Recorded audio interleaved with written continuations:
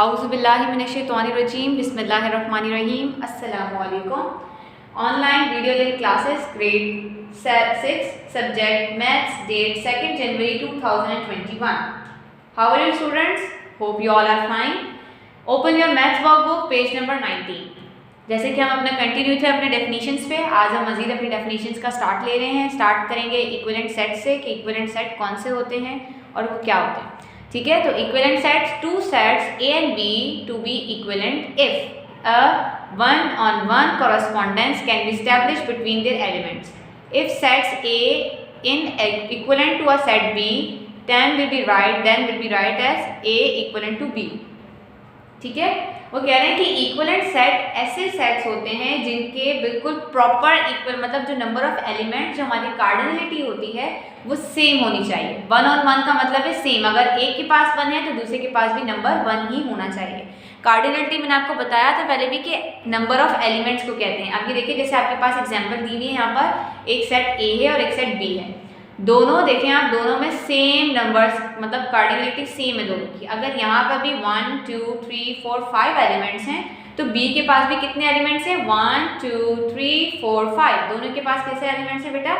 Same elements हैं। तो number of elements means cardinality अगर किसी दो सेट्स की इक्वल होती है तो हम उनको नाम देते हैं इक्विवेलेंट सेट का। ठीक है, इससे पहले आपने इक्वल सेट पढ़ा था। इक्वल सेट में क्या था कि हमारे पास सेम एलिमेंट्स होने चाहिए। उसमें नंबर की बात नहीं की थी हमने, उसमें हमने बात क्या की थी कि सेम एलिमेंट्स होने चाहिए। फॉर एग्जांपल, अगर इसके पास A B C D E है तो इसके पास भी A B C D E होना चाहिए। ठीक है, लेकिन अगर हम इक्विवेलेंट सेट की बात करते हैं तो इक्विवेलेंट सेट में हम जस्ट नंबर काउंट करते हैं कि एलिमेंट्स बराबर होने चाहिए, बेशक वो सेम हो या ना हो। अब देखिए, इस पर A B C D दी हुई है और यहाँ पर 1 2 दी हुई है, दोनों है डिफरेंस, लेकिन दोनों की कार्डिनलिटी सेम है। मीन्स अगर यहाँ पे भी 5 एलिमेंट्स हैं तो यहाँ पर भी 5 ही एलिमेंट्स मौजूद हैं। ऐसे सेट्स को हम नाम देते हैं इक्विवेलेंट सेट का। ठीक है, और ये आप देख सकते हैं इक्विवेलेंट सेट का इक्विवेलेंट अगर कोई सेट होते हैं तो उनका सिंबल किस तरह लगाया जाता है, जैसे हमने यहाँ पर लगाया। और लास्ट में एक और एग्जाम्पल है हमारे पास। A एक सेट है जिसके एलिमेंट्स हैं A B C D और एक B सेट है जिसके एलिमेंट्स है 1 2 3। अब देखें आप, नंबर दोनों के डिफरेंस हैं। यहाँ पर बेशक A B C D 1 2 3 है, लेकिन यहाँ पर कितने एलिमेंट्स हैं हमारे पास? 4 एलिमेंट्स हैं। और यहाँ पे कितने एलिमेंट्स हैं? 3।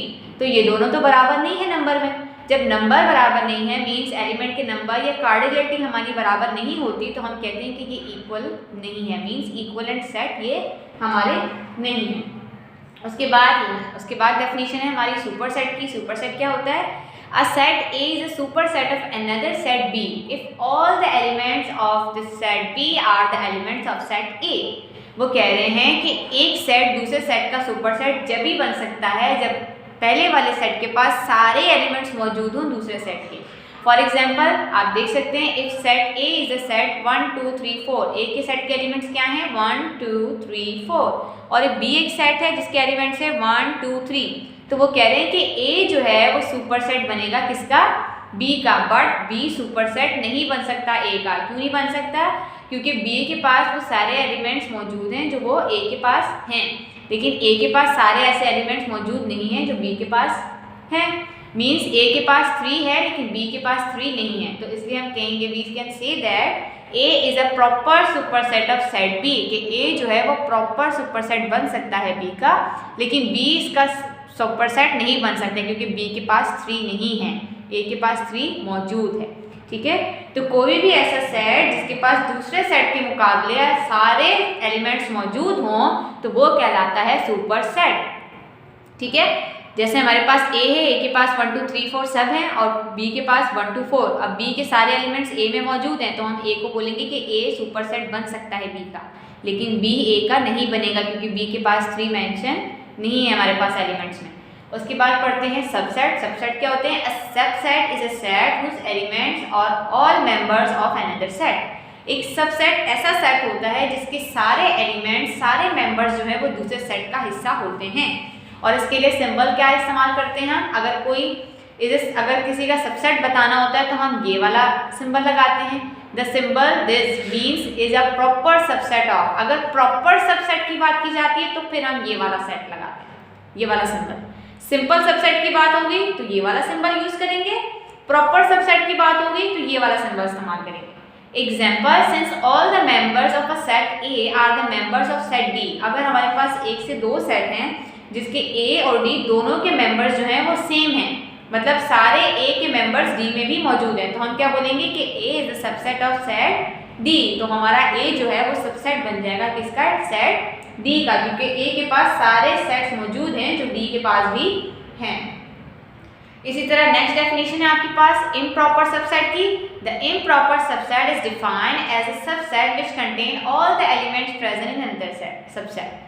अब वो कह रहे हैं कि इम्प्रॉपर सबसेट ऐसा सबसेट होता है जिसके पास दूसरे सबसेट के मुकाबले सारे एलिमेंट्स मौजूद होते हैं। फॉर एग्जांपल, अगर हमारे पास ये दो सबसेट हैं तो आप देख सकते हैं कि दोनों एक दूसरे के इम्प्रॉपर हैं। इम्प्रॉपर क्यों है, क्योंकि सेम है ना दोनों के पास नंबर ऑफ एलिमेंट्स, इधर भी जितने सबसेट में मौजूद हैं उतने ही इस सबसेट में भी मौजूद हैं। जब दोनों में सेम सबसेट के नंबर ऑफ एलिमेंट्स मौजूद हो गए तो हम उन्हें नाम देंगे कि ये इम्प्रॉपर सबसेट है। ठीक है, अब बात हो रही है प्रॉपर सबसेट की। ये प्रॉपर और इम्प्रॉपर बेटा दोनों सबसेट की काइंड्स हैं। ठीक है, अब आप ये इम्प्रॉपर सबसेट देखें, B is a proper subset of A, then all the elements of B are in A, but A contains at least one element that is not in B। अब वो कह रहे हैं B जो है वो प्रॉपर सबसेट A का जब ही बन सकता है जब B के पास सारे एलिमेंट्स मौजूद हों A के, लेकिन A के पास एक ऐसा एलिमेंट मौजूद हो जो B के पास ना हो।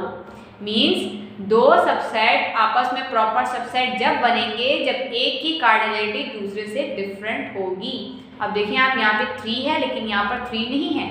अगर यहाँ पे 3 है और यहाँ पे 4 होता तो जब भी मैं कहती है प्रॉपर सबसेट नहीं होते। क्यों, क्योंकि यहाँ पर 3 है और यहाँ पर 4, दोनों के पास अगर 3 होगा तो मैं बोलूँगी कि ये कौन सा सेट बन जाएगा, इम्प्रॉपर, क्योंकि फिर दोनों के पास सेम हो जाएगा। लेकिन अभी हमारे पास सेम नहीं है, यहाँ पर 3 है और यहाँ पर 3 B में नहीं है, तो ये दोनों कहलाएंगे आपस में प्रॉपर सबसेट। ठीक है, kindly submit your work assignment on Saturday 9 January 2021। Thank you, अल्लाह हाफिज़।